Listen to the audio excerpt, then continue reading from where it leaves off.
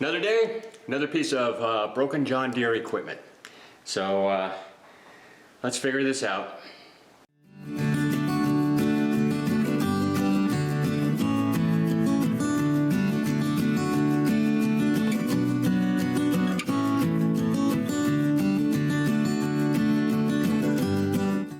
So I'm out mowing, and all of a sudden it sounds different. So I stop, engine's running. So I disengage the PTO, no change. Engage the PTO, doesn't engage. Tried a few times, pretty sure I didn't run anything over. So I pull it over, and I've got the little BX25 out in the field with me, and but I've got the I got the blade on it, the box blade on the back of it. When you have the box blade on the back of it and you're using it up and down, you should take the mower deck off, because otherwise it's a pain in the butt. So it doesn't have the mower deck on it, so I'm using the mower deck on the LA130.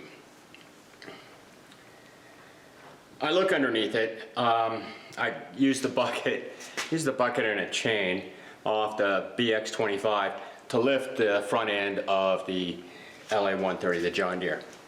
Look underneath it, and there's no baling twine or baling wire or sticks. The mower deck is not jammed.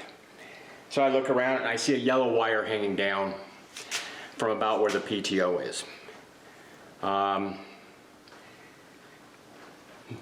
problem, I'll run it back over to the shop and fix that wire, and we'll be back in business. Well, because that wire is broke, or because I cranked the thing up in the air, I don't know why, now the unit is dead, it won't start. So I take that same chain that I used to lift it up, and with the BX25, I towed it back to the shop. It was about 300-400 yards. We made it. So I'm in the shop now. I've got the, I've identified that the wire is broken, and I'll show it to you here in a minute. This PTO clutch has, there's two types, basically. There's the type that the wires go all the way in, and then there's the type that have the connector on it. Fortunately, this one has the connector on it. So I pull the connector off and look at it, and it's broke. But it's broke in a spot that I don't know if I can fix it or not. So let me show you. This here is the wiring harness that goes down to the PTO clutch underneath the mower, and you can see the wire here. It broke off right at the connector, right at the contact. And here's the contact. I was able to actually get the contact out, and let me show you what I did to get the contact out, because I don't have contact removal tools, because I'm not a real shop. So what I did is I took my pick underneath it, I went underneath like this, lifted it up and kind of pushed it back, and what that did is there's a little tang, let's see if you can see it here, on the back of this contact, this little part right there. I was pushing, you can even see where I was scratching on it. I pushed up on it and the contact fell out. So I thought about trying to reopen these here, slide another wire in and crimp it, but that's just not going to happen. These are single-use items. They're not designed to open and close like that. But what I do have, and I don't have that. I mean, who really has that? What I do have is I have the standard crimp-on female here. And what I'm going to do is I'm going to cut this back part here off and see if I can get this to slide into the housing, and then that whole housing to put back on. So let's see if I can get the blue part here off and then crimped onto that wire down there.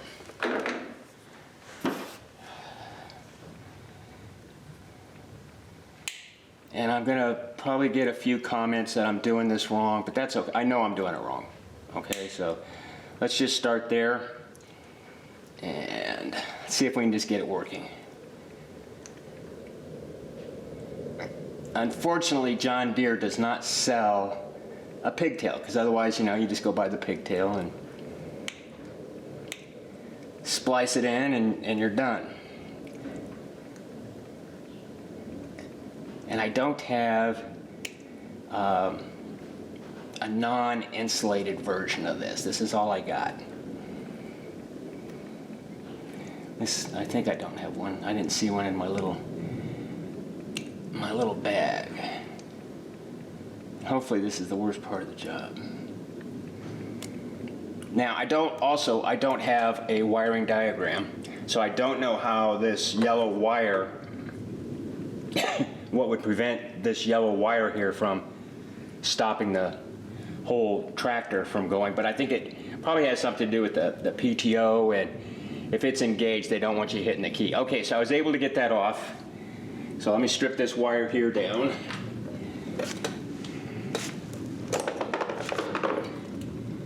And I'm gonna cut the end of it off just to get some clean wire in there.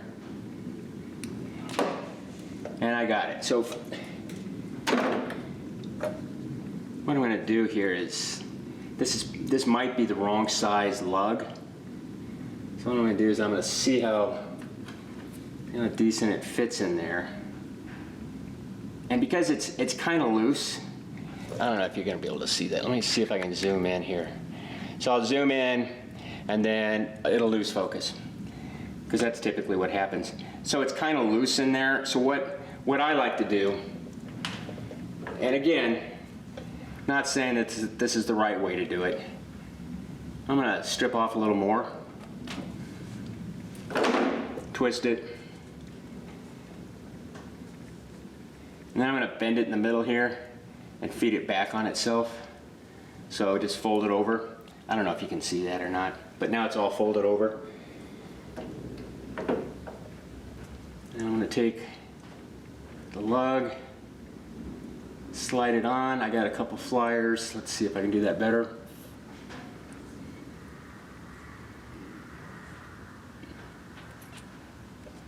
See if I can get this one on, because now it's going to be a little too fat, but I got it on. So that's on, and then I'm just going to crimp it. And when I crimp it, I like to put the dimple on the back side from the split.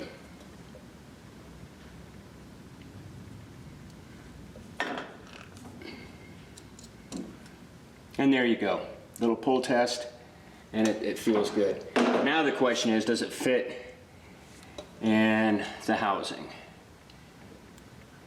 And yeah, it fits, but the problem is going to be, chances are pretty good it's going to want to fall out. So what I'm going to have to do is I'm going to fit this up underneath there, and then I'm going to come in afterwards and slide this in and see if I can get it to engage, okay? I'm not going to be able to show you that because there's not a lot of room underneath the riding mower. So anyway, let me see if I can get this, and if this fixes it, you'll be here to see if it fires up. And if it doesn't, you'll see me scratch my head and try to figure out another way to get it to work. Okay, so back in a minute.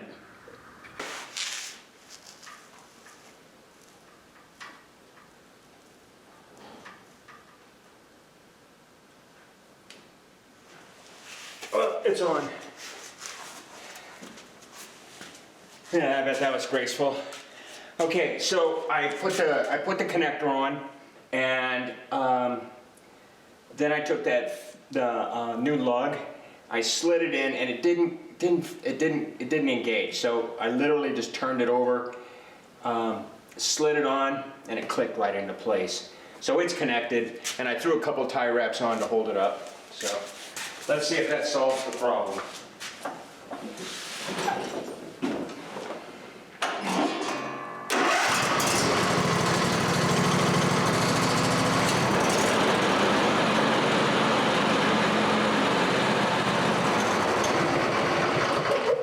And that was it. It was just a broken wire right at the terminal, and it was not that hard of a fix.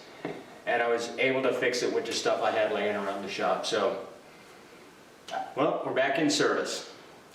Was it a perfect repair? Nope. But we made progress.